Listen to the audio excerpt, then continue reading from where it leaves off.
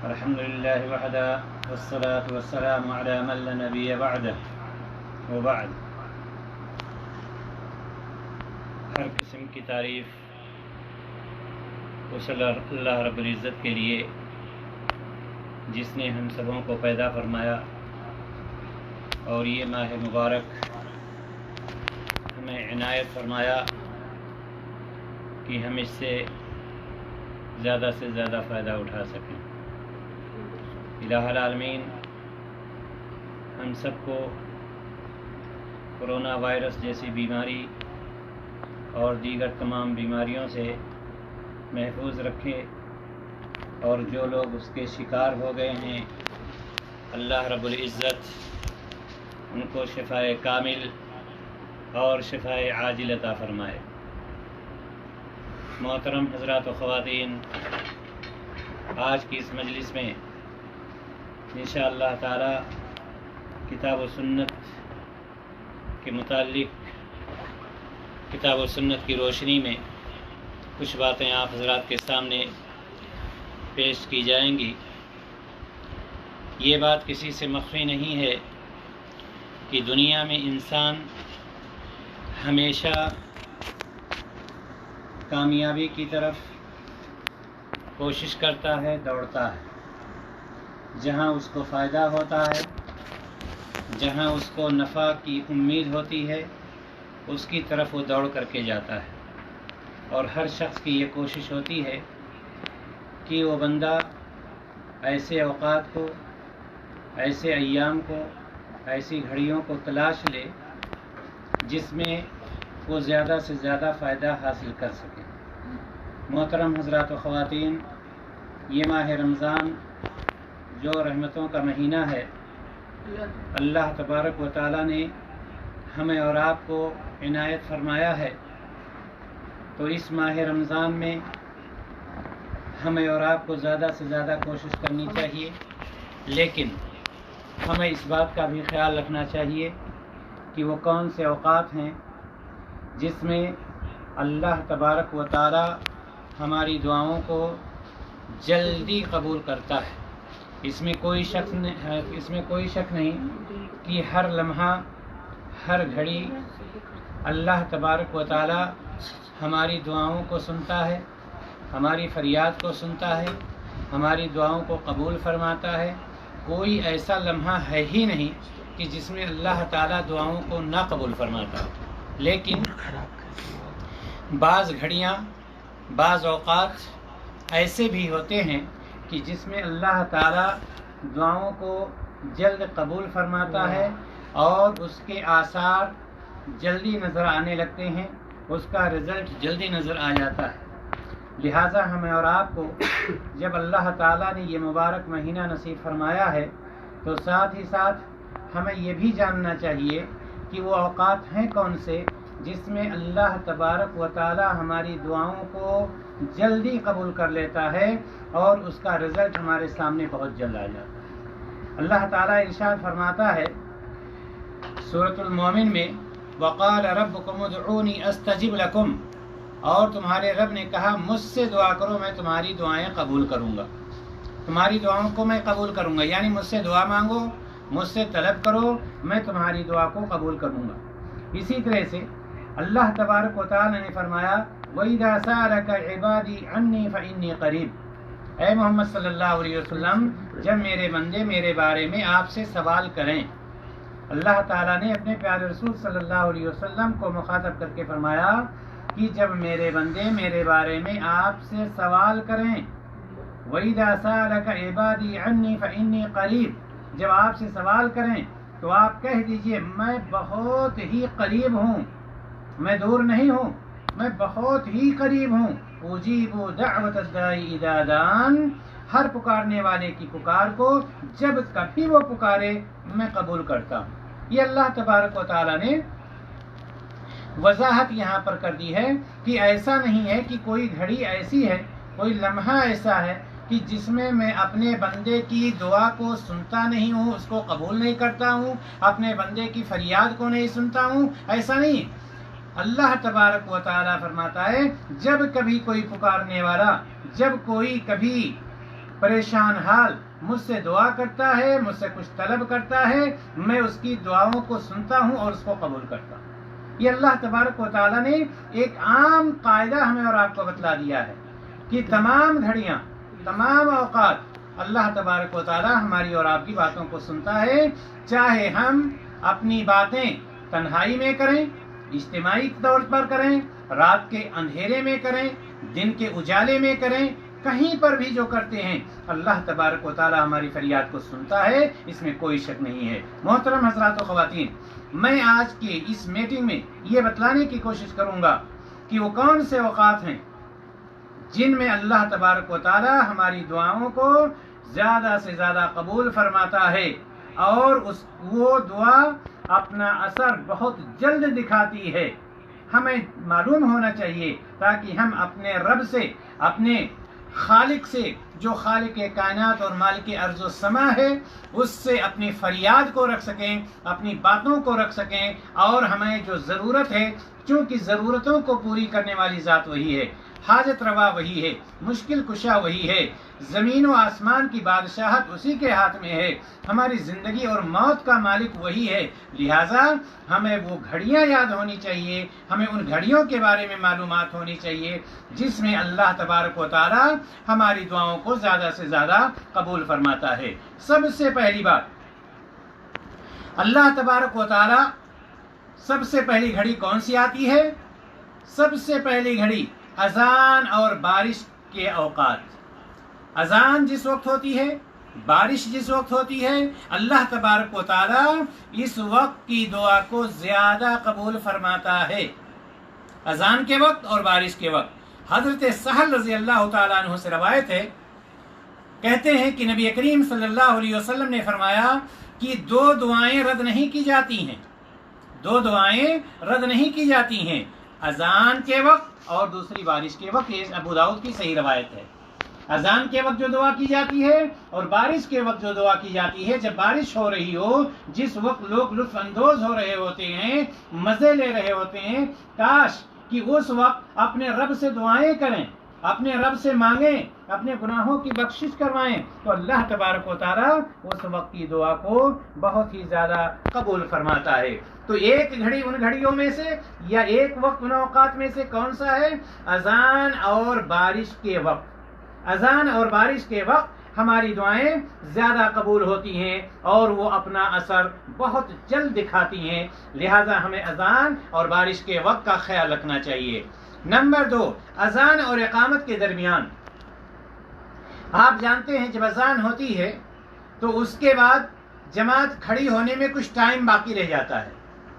ہر مسجد میں 10 minute, 15 minute, 20 minute, ہر نماز میں کچھ وقت باقی رہ جاتا ہے۔ یہ اوقات جو ہیں اذان اور اقامت کے بیچ، یعنی اذان سے لے کر کے جماعت کے کھڑی ہونے تک، جب اذان ہوتی ہے اور جماعت جب تک کھڑی نہیں ہو جاتی ہے، دونوں کے درمیان میں جو وقت ہے، جو لمحات ہیں، جو گھڑیاں ہیں، اس میں اللہ تبارک و تعالی ہماری دعاؤں کو بہت قبول فرماتا ہے۔ حضرت انس بن مالک رضی اللہ تعالی عنہ سے روایت آتی ہے، فرماتے ہیں کہ نبی کریم صلی اللہ علیہ وسلم نے ارشاد فرمایا، یہ ابو داؤد اور ترمذی کی صحیح روایت ہے، کہ اذان اور اقامت کے درمیان کی جانے والی دعا رد نہیں کی جاتی۔ اذان اور اقامت کے درمیان کی جانے والی دعا رد نہیں کی جاتی۔ لوگوں نے پوچھا کہ اللہ کے رسول صلی اللہ علیہ وسلم، ہم اس وقت کیا دعا کریں؟ یعنی اذان جب ہو جاتی ہے اور اذان اور اقامت کے درمیان جو وقت ہوتا ہے، اے اللہ کے رسول صلی اللہ علیہ وسلم، ہم اس وقت کیا دعا کریں؟ تو آپ صلی اللہ علیہ وسلم نے فرمایا کہ اللہ سے دنیا اور آخرت کی عافیت مانگا کرو، دنیا اور آخرت کی عافیت۔ یا اللہ، دنیا میں بھی ہمیں عافیت عطا فرما اور آخرت میں بھی ہمیں عافیت عطا فرما۔ یہ نبی کریم صلی اللہ علیہ وسلم نے اپنے صحابہ کرام رضی اللہ تعالی عنہم اجمعین کو بتایا۔ اسی طرح سے تیسرا وقت جس میں دعائیں زیادہ قبول ہوتی ہیں، جب امام وللضالین کہتا ہے، جب امام وللضالین کہتا ہے، تو جب وللضالین کہتا ہے اس وقت کون امام کے ساتھ میں ہوتا ہے؟ ظاہر سی بات ہے، وہ لوگ ہوتے ہیں جو نماز میں ہوتے ہیں، جو امام کے مقتدی ہوتے ہیں، جو نماز کی حالت میں ہوتے ہیں۔ اللہ کے رسول صلی اللہ علیہ وسلم نے فرمایا، صحیح بخاری اور صحیح مسلم کی روایت، اور اب حضرت ابو ہریرہ رضی اللہ تعالی عنہ اس کے راوی، کہ آپ صلی اللہ علیہ وسلم نے فرمایا کہ جب امام آمین کہے تو تم بھی آمین کہو، جب امام آمین کہے تو تم بھی آمین کہو، کیونکہ جس کی آمین میں فرشتوں کی آمین کے موافق ہو، جس کی آمین فرشتوں کے آمین کے موافق ہو جائے، جس کی آمین فرشتوں کے آمین کے موافق ہو جائے تو اس کے پچھلے گناہ معاف کر دیے جاتے ہیں۔ یعنی جب امام نماز پڑھا رہا ہے، سورۃ الفاتحہ پڑھ رہا ہے، اور لاسٹ میں چل کر کے وہ کہتا ہے غیر المغضوب علیہم ولا الضالین، جب وہ ولا الضالین کہے تو جو شخص اس وقت آمین کہتا ہے تو اس وقت فرشتے بھی آمین کہتے ہیں۔ نبی کریم صلی اللہ علیہ وسلم نے فرمایا کہ جس کی آمین فرشتوں کے آمین سے موافق ہو جائے، یعنی اسی وقت اللہ تبارک و تعالیٰ اس کے پچھلے گناہوں کو معاف فرما دیتا۔ یہ صحیح بخاری اور صحیح مسلم کی روایت۔ صحیح مسلم میں مزید آپ صلی اللہ علیہ وسلم نے فرمایا کہ جب امام غیر المغضوب ولا الضالین کہے تو تم آمین کہو، جب غیر المغضوب علیہم ولا الضالین کہے تو تم آمین کہو، اللہ تمہاری دعاؤں کو قبول کرے گا۔ معلوم یہ ہوا کہ ہمیں نماز کا جب ہم اہتمام کریں گے تبھی اس وقت کو پا سکتے ہیں ہم۔ جو شخص نماز میں جائے گا وہی شخص امام کی آواز کو سنے گا، غیر المغضوب علیہم ولا الضالین کو سنے گا، اور اس وقت وہ آمین کہے گا جس وقت فرشتے آمین کہہ رہے ہوں گے، اور اس کی آمین اور فرشتوں کی آمین ایک جگہ ہو جائے گی، اور پھر اللہ تبارک و تعالی نبی کریم صلی اللہ علیہ وسلم کی حدیث کے مطابق اس کے پچھلے گناہوں کو معاف فرما دیتا ہے۔ معلوم یہ ہوا کہ اللہ تبارک و تعالی نے ہمیں ایسے مواقع فراہم کیے ہیں، ایسے اوقات مہیا کیے ہیں کہ ہم اللہ تعالیٰ کو زیادہ سے زیادہ راضی کر سکتے ہیں، اللہ تبارک و تعالیٰ کو خوش کر سکتے ہیں، اپنی دعاؤں کو قبول کروا سکتے ہیں اللہ تعالیٰ سے امید لگاتے ہوئے، اور ہم اپنی پریشانیوں کا ذکر اپنے اس رب سے کریں گے جو پریشانیوں کا حل نکالنے والا ہے، جو پریشانیوں کو دور کرنے والا ہے۔ اس کے علاوہ دنیا کی کوئی ذات ہماری پریشانی کو دور نہیں کر سکتی ہے۔ محترم حضرات و خواتین، نمبر 4 وہ وقت جس میں اللہ تبارک و تعالی ہماری دعاؤں کو قبول فرماتا ہے، زیادہ سے زیادہ فرماتا ہے قبول، وہ ہے حالت سجدہ، سجدہ کی حالت میں۔ جب بندہ سجدہ کی حالت میں ہوتا ہے، سجدہ کی حالت میں کب ہوگا؟ جب وہ نماز پڑھے گا۔ لیکن اگر کوئی شخص نماز ہی نہ پڑھے تو وہ سجدہ کیسے پائے گا؟ ظاہر سی بات ہے وہ سجدہ نہیں پا سکتا ہے۔ لہذا نماز جو ارکان اسلام کا شہادتین کے بعد سب سے زیادہ اہم رکن ہے، اس کے بارے میں اللہ کے رسول صلی اللہ علیہ وسلم نے بے شمار جگہوں پر نماز کے قائم کرنے کا حکم دیا ہے، اور آپ صلی اللہ علیہ وسلم ارشاد فرما رہے ہیں کہ وہ اوقات جس میں بندے کی دعاؤں کو اللہ تعالیٰ زیادہ قبول کرتا ہے، حالت سجدہ بھی ہے، یعنی سجدہ کی حالت بھی ہے۔ حضرت ابو ہریرہ رضی اللہ تعالیٰ عنہ اس کے راوی فرماتے ہیں کہ نبی کریم صلی اللہ علیہ وسلم نے فرمایا کہ انسان اپنے رب کے سب سے زیادہ قریب سجدے کی حالت میں ہوتا ہے۔ پہلی بات، انسان سب سے زیادہ نماز کی حالت میں اپنے رب سے قریب ہوتا ہے۔ نماز میں جب ہوتا ہے تو سب سے زیادہ اللہ تعالیٰ کے قریب ہوتا ہے، اور نماز میں قیام ہے، رکوع ہے، سجدہ ہے، تشہد ہے، ان اوقات میں سے سب سے زیادہ جس وقت اللہ تبارک و تعالیٰ کے قریب بندہ ہوتا ہے وہ گھڑی کون سی ہوتی ہے؟ سجدے کی حالت ہوتی ہے، جب سجدے کی حالت میں ہوتا ہے۔ اسی لیے آپ صلی اللہ علیہ وسلم نے فرمایا کہ انسان اپنے رب کے سب سے زیادہ قریب اس وقت ہوتا ہے جب وہ سجدے میں ہوتا ہے۔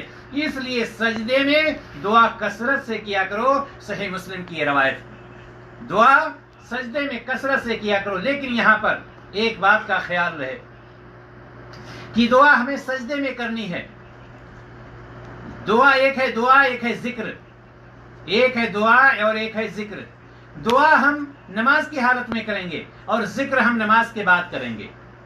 دعا مثال کے طور پر اللہم اعنی علی ذکرک و شکرک و حسن عبادتک، مثال کے طور پر ہم تشہد اخیر میں بیٹھے ہیں، ہم تشہد اخیر میں یہ دعا ہم کر سکتے ہیں، اتحیات اور دعائیں پڑھنے کے بعد ہم یہ دعا کر سکتے ہیں.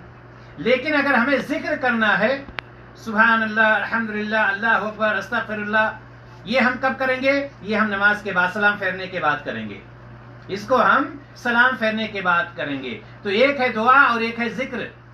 دعا ہم نماز کے اندر کر سکتے ہیں، لیکن یہاں پر ایک چیز یہ بھی یاد رہے کہ جب ہم نماز کی حالت میں دعا کر رہے ہیں تو یہاں پر یہ چیز خصوصیت کے ساتھ یاد رہے کہ نماز میں ہم عربی زبان ہی میں دعا کر سکتے ہیں، کسی اور زبان میں ہم دعا نہیں کر سکتے. نماز میں ہم عربی زبان ہی میں دعا کر سکتے ہیں، کسی اور زبان میں دعا ہم نہیں کر سکتے. جیسے ہم سجدے کی حالت میں ہیں، ہم دعا کر رہے ہیں یا مقلب القلوب ثبت قلبی علی دینک، ہم دعا کر رہے ہیں. لیکن اگر ہم اسی چیز کو سجدے میں کہیں اے دلوں کے الٹ پھیر کرنے والے، ہمارے دل کو اپنے دین پر قائم رکھ، اردو میں ہم بولتے ہیں یا ہم انگلش میں بولیں یا اپنی کسی بھی زبان میں بولیں، یہ صحیح نہیں. ہم نماز کے اندر عربی زبان ہی استعمال کریں گے، عربی زبان کے علاوہ کوئی زبان استعمال نہیں کریں گے. اسی طرح سے نمبر 5 وہ اوقات جس میں دعائیں قبول کی جاتی ہیں فرض نماز کے بعد. فرض نماز کے بعد حضرت ابو امامہ رضی اللہ تعالی عنہ سے روایت ہے کہ آپ صلی اللہ علیہ وسلم سے پوچھا گیا کہ کون سی دعا زیادہ قبول ہوتی ہے. آپ صلی اللہ علیہ وسلم سے پوچھا گیا کہ کون سی دعا زیادہ قبول ہوتی ہے، تو آپ صلی اللہ علیہ وسلم نے فرمایا رات کے آخری حصے میں اور فرض نمازوں کے بعد مانگی جانے والی دعا. رات کا آخری حصہ کون سا ہوتا ہے؟ آپ جانتے ہیں حدیث میں آتا ہے رات کا تہائی حصہ. رات کا تہائی حصہ. رات کو کیسے ہم 3 حصوں میں تقسیم کریں گے؟ کیسے ہمیں پتا چلے گا کہ کون سا وقت رات کا تہائی حصہ ہے؟ بہت آسان طریقہ ہے اس کا. مغرب کی اذان، چونکہ ٹائم آگے پیچھے ہوتا رہتا ہے، ابھی سورج سعودیہ میں تقریباً 6:20 پر غروب ہو رہا ہے، پاکستان میں کچھ اور ٹائم ہوگا، ہندوستان میں کچھ اور ٹائم ہوگا، نیپال میں کچھ اور ٹائم ہوگا. لیکن جب ٹھنڈی آتی ہے تو یہی سورج 5:30 بجے 5 بجے غروب ہونے لگتا ہے. تو اوقات بدلتے رہتے ہیں، لہذا اس کا اندازہ ہم بہت آسانی سے یہ لگا سکتے ہیں جب بھی ہم اللہ تبارک و تعالی سے دعا کرنا چاہیں، تہجد کی نماز پڑھنا چاہیں، قیام اللیل کرنا چاہیں، رات کے آخری حصے میں اپنے رب سے سرگوشی کرنا چاہیں، رات کے آخری حصے میں اپنے رب سے ہم کچھ سوال کرنا چاہیں، تو آخری حصے کا اندازہ ہمیں لگانے کا آسان طریقہ کہ سورج کتنے بجے ڈوب رہا ہے اور فجر کی اذان کتنے بجے ہو رہی ہے، یا دوسرے لفظوں میں کہہ لیجئے کہ مغرب کی اذان کتنے بجے ہو رہی ہے اور فجر کی اذان کتنے بجے ہو رہی ہے، اور دونوں کے درمیان کتنے گھنٹے ہیں. مغرب کی اذان اور فجر کی اذان، اس کے بیچ میں کتنے گھنٹے ہیں؟ اگر 12 گھنٹے پائے جاتے ہیں تو آخر کے 4 گھنٹے یہ آخری حصہ ہے. 12 گھنٹے پائے جاتے ہیں اگر ہوتے ہیں تو شروع کے 8 گھنٹے آپ چھوڑ دیجئے، آخر کے 3 گھنٹے یہ آخری حصہ ہے. تو اللہ کے رسول صلی اللہ علیہ وسلم نے فرمایا کہ فرض نماز کے بعد یہ بھی وقت وہ وقت ہے، وہ گھڑی ہے جس میں اللہ تبارک و تعالی ہماری دعاؤں کو قبول فرماتا ہے. جس طرح سے حضرت ابو امامہ سے یہ روایت ثابت ہے کہ آپ صلی اللہ علیہ وسلم نے فرمایا، صحیح ترمذی کی روایت، کہ رات کے آخری حصے میں اور فرض نمازوں کے بعد مانگی جانے والی دعا قبول ہوتی ہے، زیادہ رنگ لاتی ہے، اللہ تعالیٰ جلدی قبول فرما لیتا ہے. لہذا کچھ لوگوں کو دیکھا جاتا ہے کہ وہ فرض نماز کو ادا کریں گے اور جلدی جلدی اٹھ کر کے وہ بھاگتے ہیں.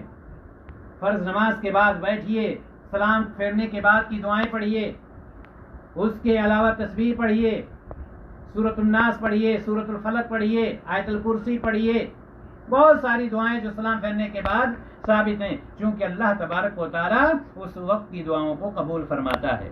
اسی طرح سے تلاوت قرآن کے بعد کی دعا، قرآن تلاوت، رمضان المبارک قرآن کا مہینہ ہے، اس میں ہم زیادہ سے زیادہ قرآن کی تلاوت کرتے ہیں، لیکن پریشانی یہاں پر یہ ہوتی ہے کہ لوگ یہ پوچھنے لگتے ہیں یا اس کے چکر میں رہتے ہیں، آواز نہیں چاہیے، یہ پوچھنے لگتے ہیں، آواز نہیں پہنچ رہی ہے،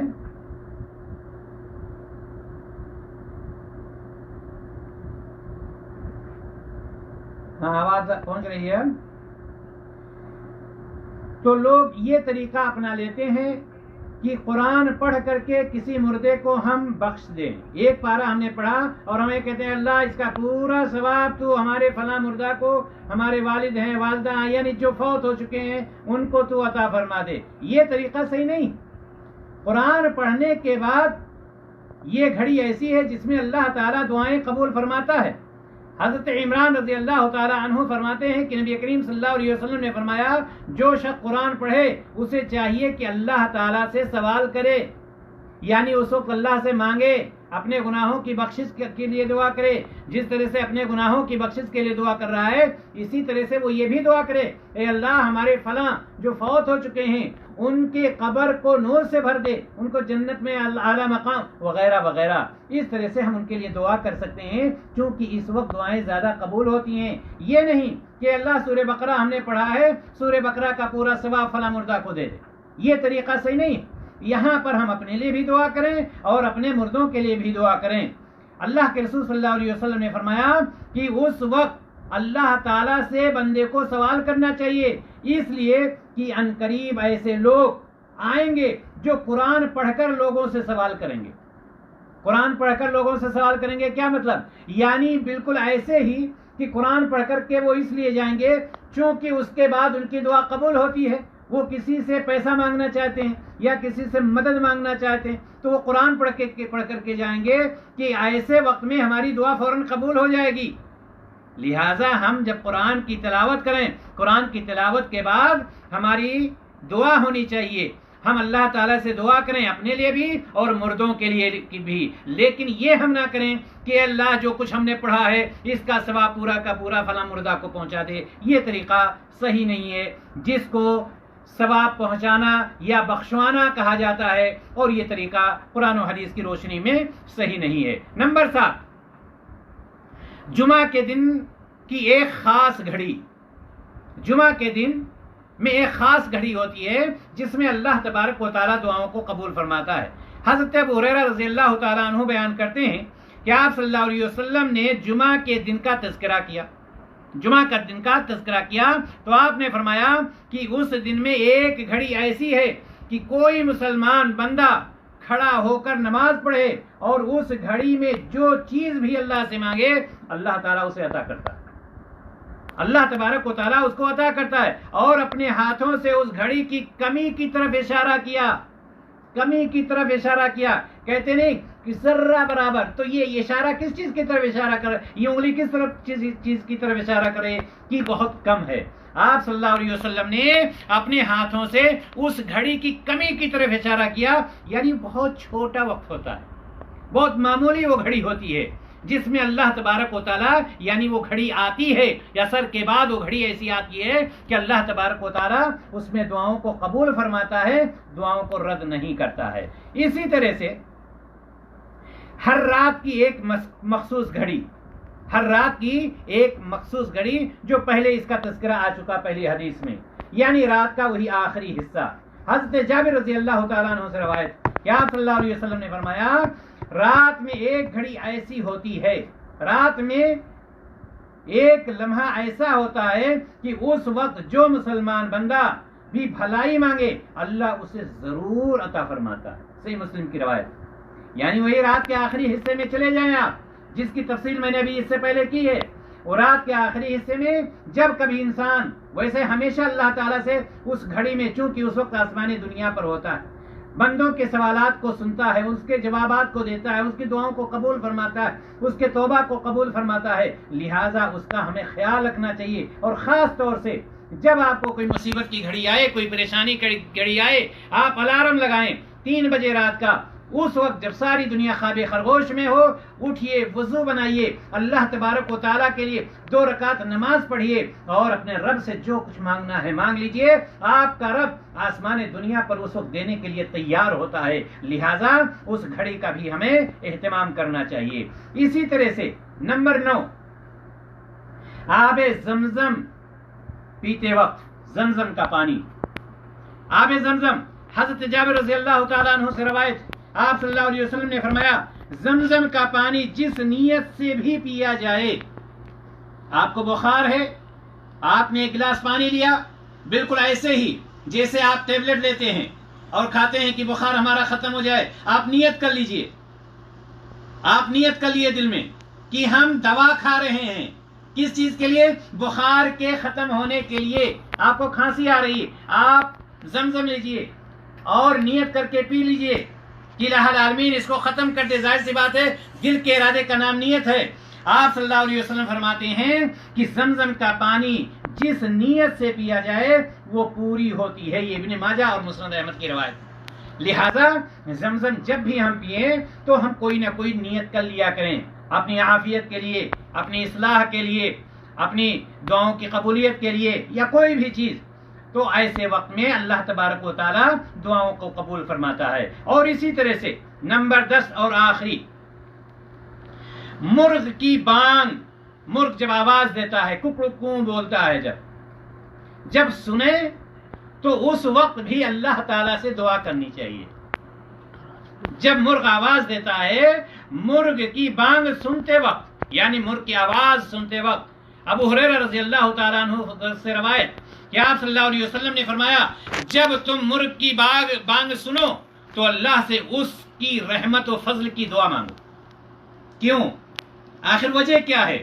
نبی کریم صلی اللہ علیہ وسلم فرماتے ہیں کیونکہ اس مرغ نے فرشتہ دیکھا ہے۔ جب مرغ فرشتہ کو دیکھتا ہے تو وہ آواز دیتا ہے ککڑکوں، اس وقت ہمیں اللہ تعالیٰ کے فضل کو مانگنا چاہیے، اس کی رحمت کو مانگنا چاہیے، بجائے اس کے کہ ڈنڈا لے کر کے اس کو بھگانا چاہیے، اس کو دوڑانا چاہیے۔ اللہ تعالیٰ سے ہمیں اللہ تعالیٰ کی رحمت، اس کی فضل کو مانگنا چاہیے، سوال کرنا چاہیے۔ اور آپ صلی اللہ علیہ وسلم نے فرمایا اور جب تم گدھے کی آواز کو سنو، گدھا جو ہوتا ہے نا جس کو لڑکے دوڑاتے رہتے ہیں، مارتے پیٹتے رہتے ہیں، جب گدھے کی آواز کو سنو تو شیطان سے اللہ کی پناہ مانگو، یعنی کیا کہو؟ اعوذ باللہ من الشیطان الرجیم۔ جب بھی گدھے کی آواز سنو تو کہو اعوذ باللہ من الشیطان الرجیم۔ کیوں؟ ایسا کیوں؟ کیونکہ اس نے شیطان کو دیکھا ہے۔ جب گدھا چیختا ہے تو شیطان کو دیکھتا ہے، تب وہ دہاڑ مارتا ہے، تو اس وقت ہمیں اللہ تعالی سے پناہ مانگنی چاہیے، اعوذ باللہ من الشیطان الرجیم، اس شیطان رجیم سے اللہ تعالیٰ کی پناہ مانگنی چاہیے۔ خلاصہ کلام یہ ہے کہ یہ وہ اوقات ہیں جس میں ہمیں اللہ تبارک و تعالیٰ سے زیادہ دعائیں کرنی چاہیے، جس میں اللہ تعالیٰ دعاؤں کو زیادہ قبول فرماتا ہے۔ یہ ایسا نہیں ہے کہ کوئی لمحہ ایسا ہے، کوئی گھڑی ایسی ہے جس میں ہماری دعائیں نہیں قبول ہوتی ہوں یا اللہ تعالیٰ ہماری فریاد نہ سنتا ہو، ایسا نہیں ہے۔